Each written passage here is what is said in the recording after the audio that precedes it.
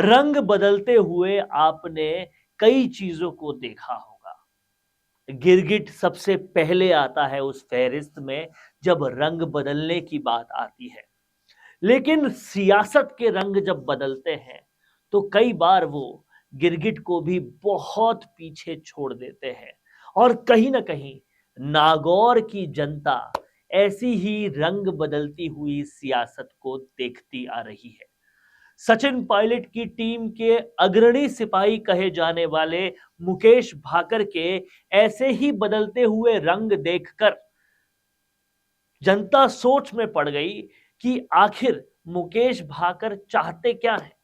कुछ वक्त पहले जो मुकेश भाकर हनुमान बेनीवाल को सबसे बड़ा जाटों का दुश्मन कह रहे थे, कुछ वक्त पहले वो मुकेश भाकर हनुमान बेनीवाल को जाटों में बंटवारा करने का सबसे बड़ा कल्प्रिट बता रहे थे, कुछ महीनों पहले हनुमान बेनीवाल को जो मुकेश भाकर कहीं ना कहीं नागौर का दुश्मन बता रहे थे, वही मुकेश भाकर अब जब हनुमान बेनीवाल इंडिया अलायंस के साथ आ गए हैं तो कहते हैं कि ये किसानों के हृदय सम्राट हैं। वो कहते हैं कि मसीहा हैं हनुमान बेनीवाल। ये जो बदलते हुए शब्द हैं, ये जो बदलते हुई बातें हैं, ये कहीं ना कहीं लोगों को समझ में आती है, क्योंकि अब सियासत का वो दौर नहीं रहा कि पुरानी सारी चीजें भूल गए हैं लोग। अब सोशल मीडिया के जमाने में पुरानी बातें भी याद रहती है और आज की हुई बदलती हुई तस्वीरें भी याद आती है और उससे पता चलता है कि विश्वास किस पर किया जाए और किस पे नहीं। वो मुकेश भाकर जो कहीं ना कहीं कांग्रेस के एक प्रत्याशी बताए जा रहे थे नागौर से, जिनको कांग्रेस बहुत ज्यादा मजबूत बता रही थी, जो कहीं ना कहीं युवाओं में अपनी एक जगह रखते थे, उन्होंने हनुमान बेनीवाल के साथ जो बदलते हुए रंग है अपने वो दिखाकर कहीं ना कहीं अपनी एक इमेज को बहुत ज्यादा खराब करने का काम किया है। और इसको आप अगर साफ तौर पे समझेंगे, देखेंगे, तो आपको ये चीजें और आसानी से समझ आएगी। और इसलिए वो स्पीच, वो वक्तव्य तो आपके सामने हमने पहले भी रखा था, जिसमें मुकेश भाकर हनुमान बेनीवाल को जाटों में बंटवारा करने वाले बता रहे थे। लेकिन आजकल जो उनके रंग बदले हैं, जो वो हनुमान बेनीवाल की तारीफ करते हुए नहीं थक रहे, वो मुकेश भाकर भी हम आपको दिखा देते हैं। का इसकी भारत का, इस देश का स्वाभिमान बचाना है तो हम सब लोगों को एक साथ आना पड़ेगा। और जब टिकट की घोषणा हुई तब लगता था कि हनुमान जी को 5 दिन तो कांग्रेस वाले नेता ही नहीं मिलेंगे, क्योंकि आपस में छोटे मोटे मतभेद सबके रहे हैं। लेकिन जब ये दिल्ली से जयपुर पहुंचे, पार्टी के आपके कार्यकर्ता स्वागत करने पहुंचे, उससे पहले सारे नेता, जाकिर जी जो हमारे जिलाध्यक्ष के, उसके घर पे पहुंचकर हम सब ने स्वागत किया और हमने कहा कि टिकट की घोषणा लेट हुई है, आप समय खराब ना करें, आगे की हमें रणनीति बनानी चाहिए। और कल रोड शो था, परसों घोषणा हुई और रोड शो में परबत्सर से लेकर नागौर तक पूरे जिले में जिस तरीके से किसान और जवानों में जो जोश था, और हमने कल भी मंचों से कहा, ये हम सब के बीच ये प्रतिस्पर्धा है कि कौन सी विधानसभा इस चुनाव में हनुमान जी को सबसे ज्यादा वोट देगी, कौन सी विधानसभा बढ़त बनाकर हम लोगों के बीच भेजेगी। वो नेता जिसने किसानों के साथ खड़ा रहा, अग्निवीर योजना आई, उस समय सरकार के खिलाफ इन्होंने प्रदर्शन किए, धरने दिए। छात्र संघ चुनाव बंद हुए तो सड़क पर आ गए। कोरोना काल में 2-2 बार कोरोना हुआ लेकिन लोगों की सेवा नहीं छोड़ी। तो ये हमें समझना पड़ेगा, ये चुनाव 19 तारीख तक का चुनाव नहीं है, ये चुनाव ये तय करेगा, क्योंकि इस राजस्थान और देश की राजनीति में नागौर जिला हमेशा एक अलग करवट खड़ा रहता है।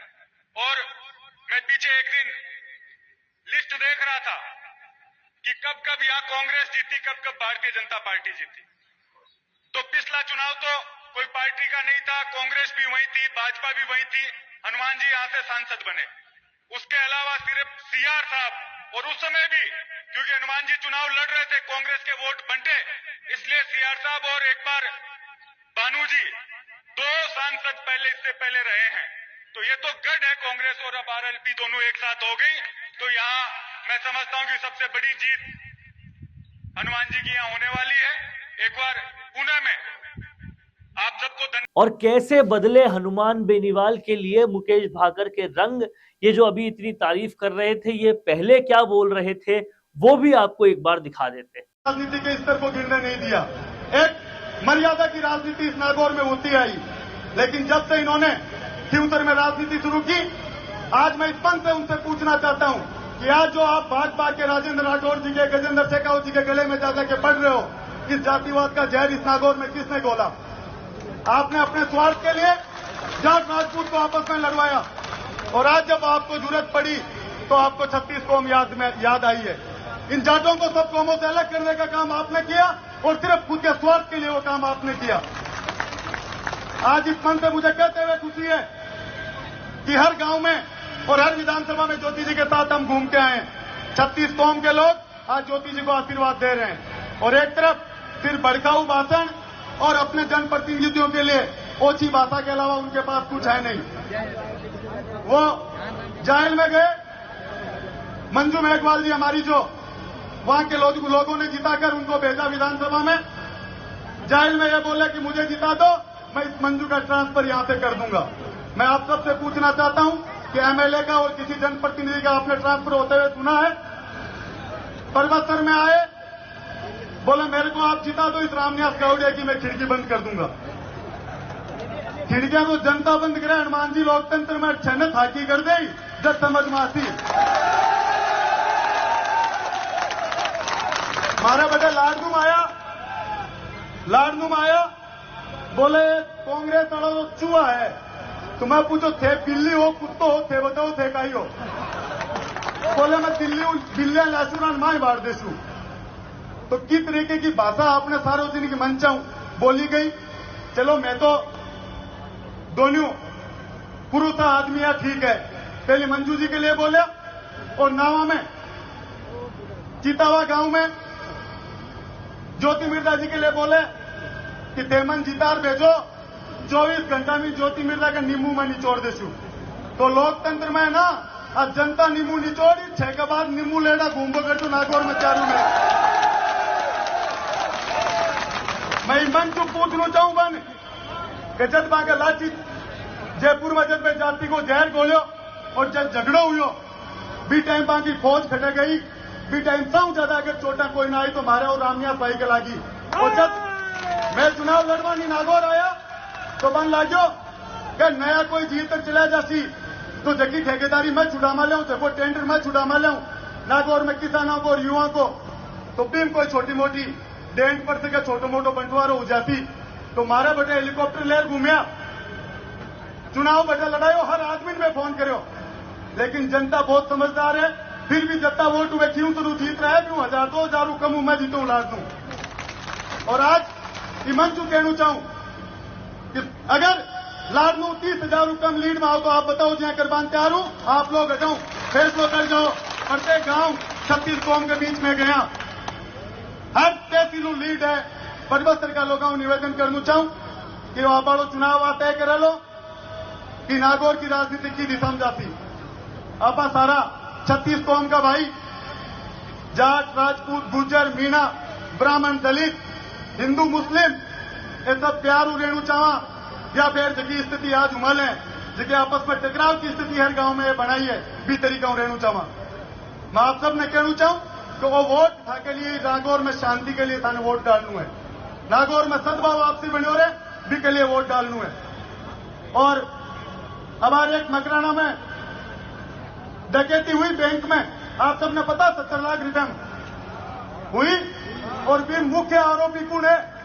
जगह के परबतसर में स्टार प्रचारक है ना रालोपा का, वहां भाणजो भी ट्रेन में लुटे भी है। तो आप लोगों ने घबरावा की जरूरत को नहीं, पूरी ताकत तू किस तरीका की राजनीति आप लेट जानू चाहो। जटों विधायक है बेटा की तरीका जगह जवान लड़का 18 20 साल का 25 साल का बेचित रहा नशा की आदत में आ गया, अफीम इसमें चरस गांजो की तरीका ढोंडा पोस्ट खुलेआम बटे बिक्री है हौसला पर। आप लोगों को निवेदन करना चाहूं कि चीज अभी फ्यूचर में ही रहे, बटाई मुबारक है। कि नागौर में मत पहलवा दीजो, ज्यादा से ज्यादा वोट ज्योति मिर्जा दिन देर आपने विजय बना जो। और जब सांसद लिया तो एक भी आदमी आरोप ज्योति मिर्जा पर और कांग्रेस पार्टी के नेता पर नहीं लगा सके कि मैं कोई 36 कौम का भयंक है, कभी भी कोई भी तरीका को भेदभाव मैं करो। श्याम प्रताप जी बैठे मंच पर, कितनी भारी संख्या में आज मीटिंग देखो थे सोशल मीडिया पर। आज पहले अपन आपस में लड़ाया, आज गजेंद्र सिंह जी को जरूरत है बड़े जाटा की वोटा की, आने राजपूत वोटा की जरूरत है। आपस में जगो जाति को जहर गोलो, फिर 1 मिनट में आपस में गले मिलते ही हट गयो।